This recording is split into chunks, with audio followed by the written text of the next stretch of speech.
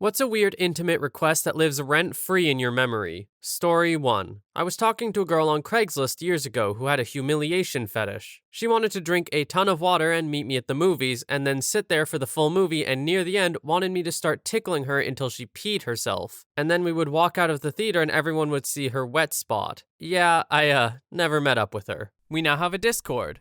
Check out the server in the link in the description. Story 2. My ex-girlfriend once pranked me by biting on my dong during a BJ and then had a theater blood capsule in her mouth. She bit down on it and there was tons of blood everywhere. I freaked out and ran around screaming with my erect blood-dripping lance around in the flat and alerted my parents, who came running and got shocked into trauma multiple times in a fraction of a second. I thought my GF was screaming too, but the noises she made were part trying to call me back, part uncontrollable laughter with huge amounts of artificial blood in her mouth. It was an awesome prank, but it gives me nightmares to this very day, and my parents saw things they won't ever forget. Story 3. Met a girl on Tinder. Through conversation, she explained that she had a banging in public places fetish and she wanted me to bang her in the dressing room at Walmart. I met her at Walmart and we start walking towards the dressing rooms. I'm 6 foot even and this girl was at most 5'4". She also looked and sounded too young for 24. Started talking about things with her, things a 24-year-old would know. She was completely miffed. We get to the dressing room, she sheds her shirt and motions me to follow her inside, and I stopped. Me. Are you over the age of 18? Because you don't look 24. Her. Okay, I might have lied on my Tinder profile. Me. How old are you? She then tries to drag me by the arm into the dressing room, and I stood my ground. I repeated my question. Her. Now crying. Okay, fine, I'm 14, but you met me and you seem totally sweet, so let's just forget about my age. I noped out of there. I was 30. No frickin' way. Blocked her and reported her on Tinder on my way to my car. Grand cataclysm averted. Story 4. Long story, but met an old friend after many years to play soccer with an adult team. We were around 22 and most guys around 26. Before practice, one guy's telling a story about a girl. He kept referring to one of his friends. I mean, you saw her, she was hot and definitely looked at least 21. And he said this over and over. His friend agreed, but then mentioned she did seem dumb. Like you said, in general conversations about things adults should know. But his buddy backed him up. She looked of age and she was super hot. Long story short, he eventually banged her one day at her house. Her dad comes home and starts banging on the door, but she's on top and won't stop. Dad breaks down the door and the guy decides it's now a good time to split, but walks outside to cops. One holds him up and questions him while one goes inside. He said both cops seemed cool at first until the second one came back out from the house with questions about how they met, how long he knew here, etc. He didn't know how old she was. He said he met her at a bar and she was in junior college as far as he knew. Cop tells him he's 15. Guy immediately starts involuntary projectile vomiting in the grass. The cop tells him his reaction saved his life because it seemed genuine, but he has to go back and talk to the dad. He told him if the dad presses charges, he's screwed, but he will at least try to explain the situation to him. Dad was affluent and didn't want publicity around it, and didn't press charges. But dude was scared crapless that he was almost a prison chomo. Anyway, wild story to hear in detail, literally the first second of meeting the guy. Story 5. I had a guy in high school ask to sleep with me as he had a seizure fetish, and I never hid that I have seizures. My best friend noticed he had strobe lights in his bag, and gently pulled them out of his bag and stomped and broke them in the bathroom. Story 6. I was blowing this guy with whiskey dong to see what I could make happen, and he told me to use teeth. I was like, you sure? But I did. Harder, he says. So I'm heavily scraping up and down his dong, and he straight up told me to bite it. I nibbled, like hard. I bit harder, but didn't want to bite too hard and draw blood. But then he goes, bite it like you hate it, like a dog with a chew toy. So I was like, if you say so, and bit the thing as hard as I could. And he lets out this part growl / part battle cry / part yes noise that the neighbors probably heard. And then told me to sit on his face, and that was that. A fun fact, biting a slightly hard dong feels like biting a water balloon that won't break. I was legit worried it would unexpectedly pop or something. It felt so weird and fragile. Story 7. It doesn't only live rent-free in my memory, but is also a part of my intimate life. My girlfriend has a belly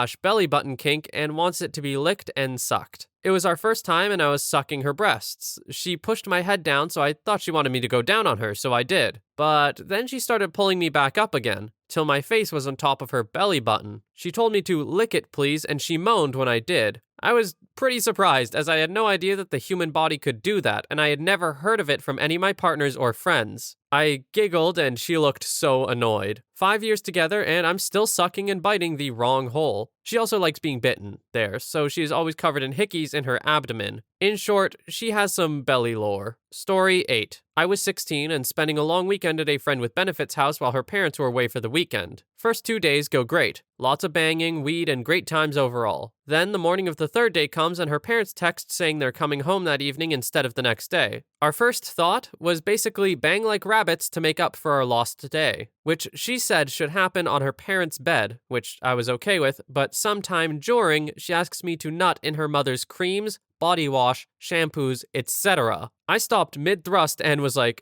excuse me, what? I asked if it was for revenge purposes, but nope. She said she'd actually just enjoy the thought of her mother walking around covered in my nut when she touches herself. Just no. I did not want my DNA all over more than there already was the place, and possibly blackmail or whatever. Story 9. I did escort work a few years back, and I was shocked at how many men have a humiliation fetish. When I got my first request to rate someone's dong, I was like, okay, I'd never heard of that before, but was like, hell, I say you have a nice dong if you want to pay me $50, I guess. Nope, that wasn't it at all. These men wanted me to straight up roast their dong pics. Like full on, yeah, I'd never bang you with that tiny little thing. You should be ashamed of that pathetic crap kind of roasting. I got so many requests for that and it blew my mind. And the types of men that wanted that was even more strange. Most of the requests actually came from big gym alpha brain bros, so every time I meet a guy who's obsessed with the gym and bulking up, all I can think is, you like being told you got a tiny dong, don't you, Squidward? Story 10. I delivered pizza to this pretty haggard old lady in a basement apartment. She welcomed me into the apartment and was kind of limping around grabbing cash while I waited right inside the door. She starts making the light, how's your night going, small talk, and then says, you know, you're pretty hot for a pizza guy, which wasn't true at all at the time, by the way. I just replied, thanks, and chuckled it off. She gives me the money and tells me to keep the change as a tip, then looks at me awkwardly for a second, and what she said next will live rent-free in my head for the rest of my life. She says, in a very thick Minnesotan accent that I can't do, so, do you wanna bang or something? I don't know what my face looked like when I heard those words uttered, but I just hope I didn't hurt her feelings because I was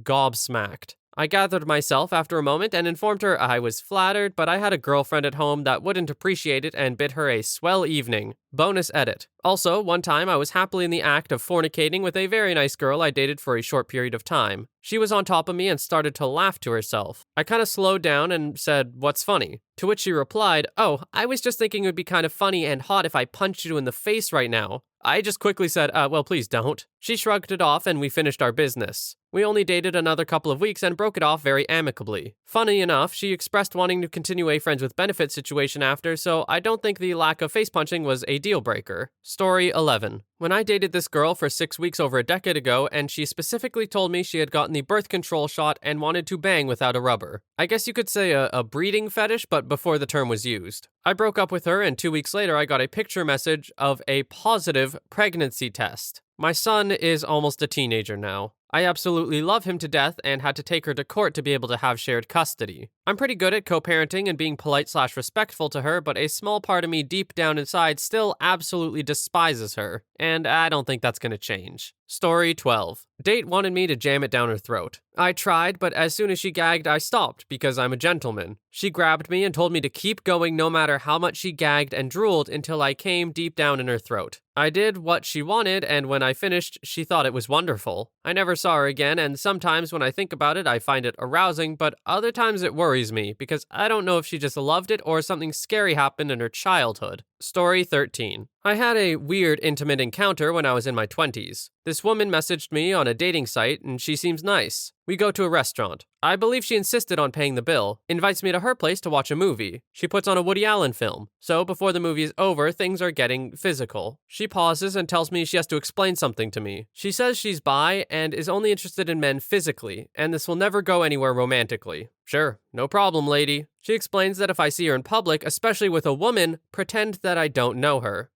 Okay. She also explains that she primarily likes Jewish men. I can't remember exactly what happened, but I'm just kind of in awe of this woman and her sexuality. She falls in love with women and just wants to get pounded by Jewish men. Story 14. I'm an intimate worker and have been asked a wide range of strange, funny, creepy, and sad things. I'm quite normal myself, so mostly I just say no and forget about it, but a few stuck with me. This guy wants me to meet him at a rented vacation house. Doesn't want to bang, just to jerk it, watching me while I'm peeing on some random folks' furniture in their hand soap behind the couch. I don't know, I guess you really hate your ex-wife? I'll pass. Another asked if possible that he came around and bought all of the used rubbers I had collected in the last day or two. Would pay me $500. DNA? Who are you trying to get arrested for an assault? Nah, I'll pass. Some dude seriously offers me 100,000 DKR, 18,000 USD, to be in a snuff film he was directing. Oh yeah, I'm sure I would regret that awesome offer when I'm on a cross with wires out of my kitty, suddenly remembering what snuff means. Yeah, I'm gonna pass. Thanks very much. Edit. Another worker told a story further down and it reminded me of this other one. Years ago, a girl let me rent her apartment in a new city. I was new to the job, maybe 4 months in. When I arrived, she asked me if I wanted to rent her blow-up doll as well. She would then split the earned money with me if it was rented out. I was speechless. Who would choose the doll over a real, live girl? Well, screw me, I guess, or not. The first two guys chose the blow-up doll. Yeah, confidence shattered into 1,000 pieces. Story 15. So every school has that kid that everyone kind of fears will be the next active shooter. In high school, that kid convinced me to give him my number before I realized how messed up he was. I then have to do everything in my power to gently tell him that I don't want to be his friend anymore. He finally takes the hint and leaves me alone. We don't talk for a few months, then in the middle of summer break, I get woken up by a text. Him, would you breastfeed if you had a baby? Now, I'm like 1% awake, so assumed it was my friend I had been texting before bed because I only ever text her and my family. I say, yeah, why? Him, then can you send me a picture, please? Insert a long paragraph pleading with me and saying he just wants to see them and that it's not creepy and I must be okay with it if I were breastfeeding. I immediately screenshot it and sent it to my friend who, thank God, woke up and replied to me to just ignore him because I was on the brink of actually replying. He kept sending pleases and after an hour it turned to threats. I finally pasted the Verizon text for the auto reply when a message doesn't go through. Thankfully, he gave up, but I was terrified to go back to school the next year. Luckily, I never saw him there. Story 16. Having done intimate work formerly, well, in person, still got some online going, it is a close call between the dude who shook my hand at the door and visibly nut, or I guess maybe just slightly peed himself through his clothes. White linen trousers hid very little in that regard. Then excused to vomit violently, handed me the money, thanked me, and asked me to leave, versus the guy who was full on Patrick Bateman eye-banging himself in the mirror and flexing and making faces at his reflection the whole time, all while actually being massively sub in the entire scenario. Story 17. I almost hooked up with someone that had a consensual non-consensual fetish. We were both in our early 20s and met at some fitness class on our summer break. Things went pretty well on our first date, so I brought her back to where I was living, my parents' house. When we were about to hook up, she kept telling me she was into CNC and had ropes in her car. I thought maybe she was joking until I realized she wasn't. I was pretty awful at it because every time she said no, I just instinctively stopped. Just when I thought it couldn't get more awkward, my mom pulls into the driveway. Honestly, it was the only time I was ever happy to see her car in this situation. The hookup girl and I threw on clothes quick and sneak out the front door, and my mom comes in the back door. I never spoke to her again. Story 18. I dated this woman who requested that my friend and I cut a hole right under both sides of her ribcage and then